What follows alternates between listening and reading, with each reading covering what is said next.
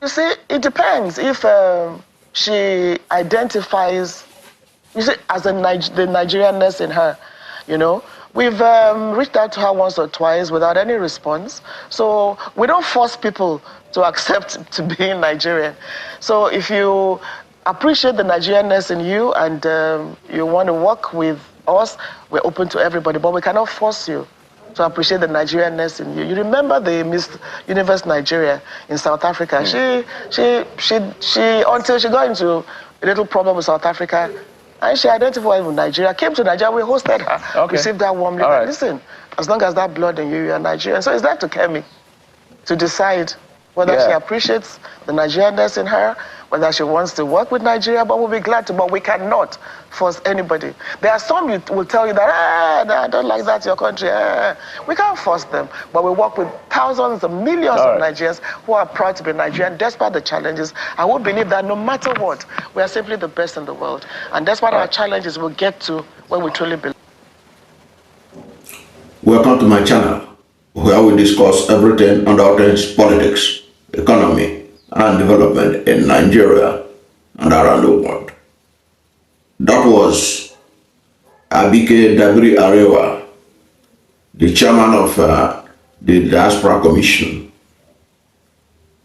bemoaning or lamenting, even though she presented it as if they don't care, lamenting that they reached out to the newly elected British conservative leader, Kemi Badenoch, that the government of President Bola Ahmed Tinubu reached out to her, giving her new status as the leader of the British Conservative Party. In other words, if the election is called today in Britain, and the Conservative Party wins, she's likely to be the next British Prime Minister. In fact, she is the shadow British Prime Minister by her position. So they reached out to her and she snubbed them. Now that has generated a lot of talking points. Was she right to ignore them? Why was she doing that? That is what we're going to talk about in this video.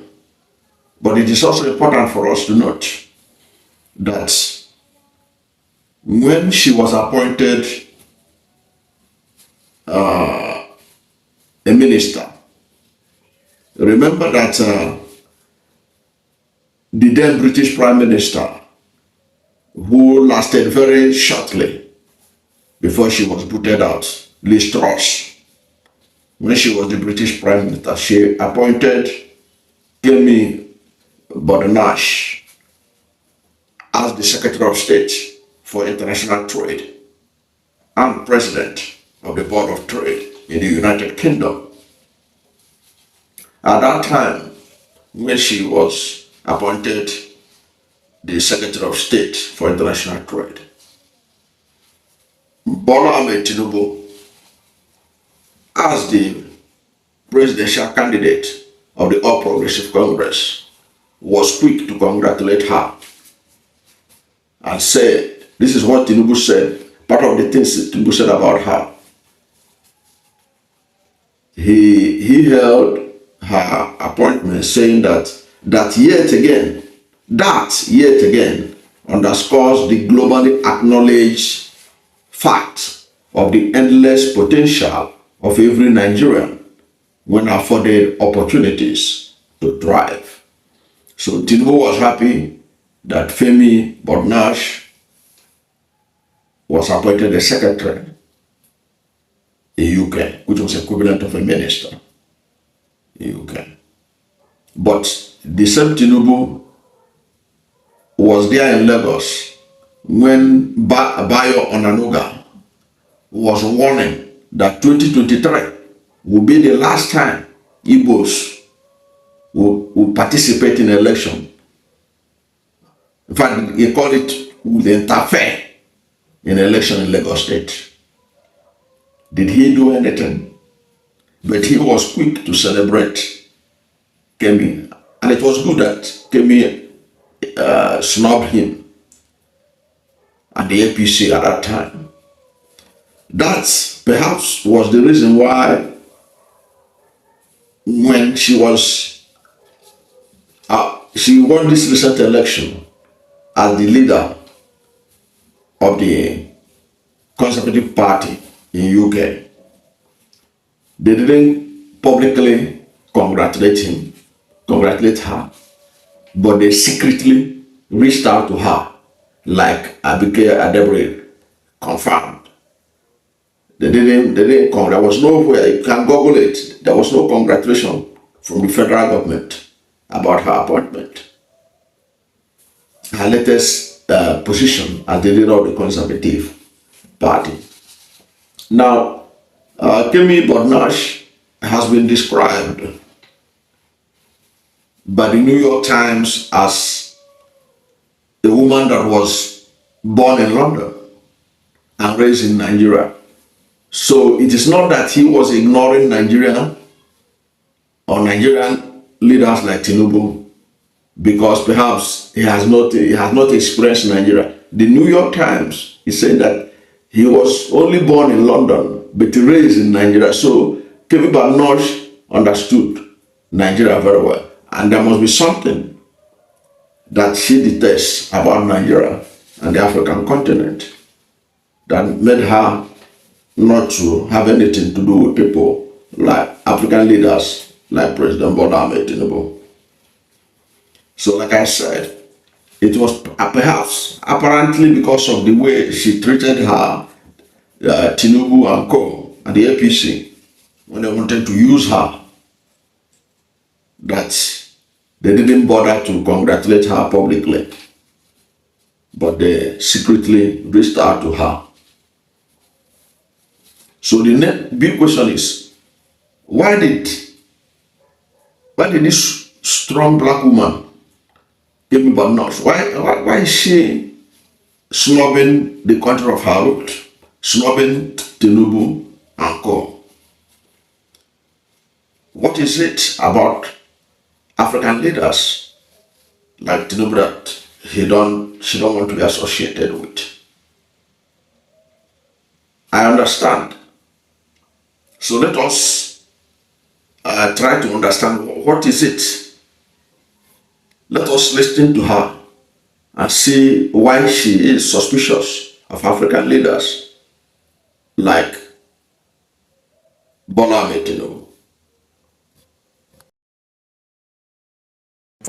This is the past. We need to talk about the future. There are many countries now who want to use guilt to try and exploit the UK. They ask for reparations. I saw it as a trade minister. It's not culture wars. I was at the WTO. I won't name the minister from another country. And he was telling me that we needed to give up some of the things that we were doing because of colonialism and because they needed time to develop. These arguments are a scam. Don't fall for it. We need to make sure that we put this country first. We work well with our neighbors. We work well with other countries, but we have to look after ourselves too.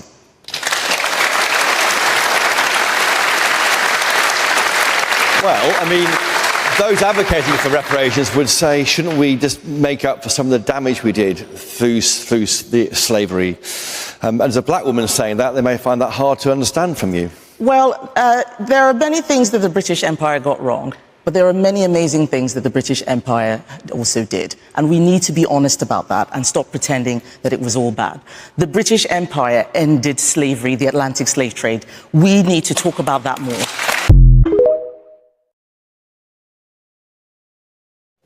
You just listened to Kemi Badenoch.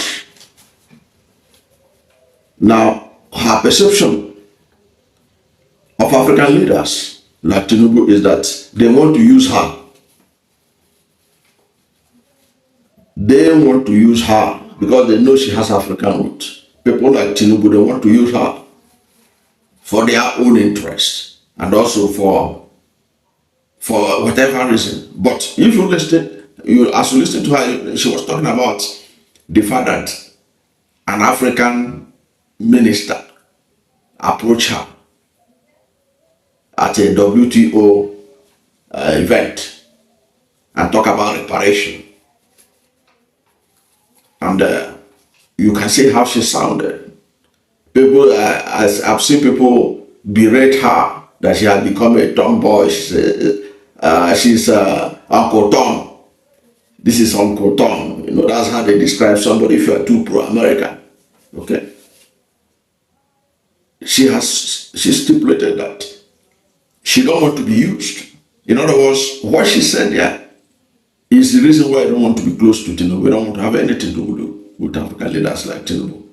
They would like to take advantage of her. Because if not, why would that minister approach her and was telling her about reparation? Is she the appropriate process to go through if you want reparation for slavery? And as a representative of the United Kingdom, she gave a robust defense for her action. You may disagree or agree with her. That is immaterial. Okay? That is immaterial. And here we're not talking about the reparation, but she used that opportunity. That opportunity at the parliament was enough to send a message to President Bola Ahmed Tinubu and all other African people, leaders that want to think, that think they can use her to further their own interest.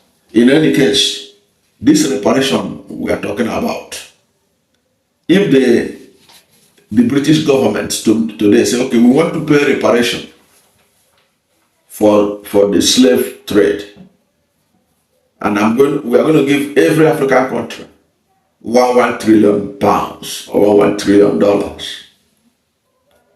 If they pay that money, with the kind of leaders we have in Africa today, where do you think that money will end? Where do you think the money will end? If the UK and America and all other countries, including Brazil, that participated in the slave trade, and these leaders we have in Africa today are giving $1 trillion or pounds each as reparation, what do you think will happen to it? Whatever is your position, let's hear from you at the comment section. Thank you for watching this video. And if you are new to my channel, you have not yet subscribed to my channel, please subscribe to my channel, hit the subscription button, hit the notification bell. When you subscribe to my channel and hit the notification bell, anytime I have a new video, you'll be among the first to know. God bless you. And please don't forget to like this video, because when you like it, God will rank it hard and recommend it for more people. Thank you, and God bless you and yours.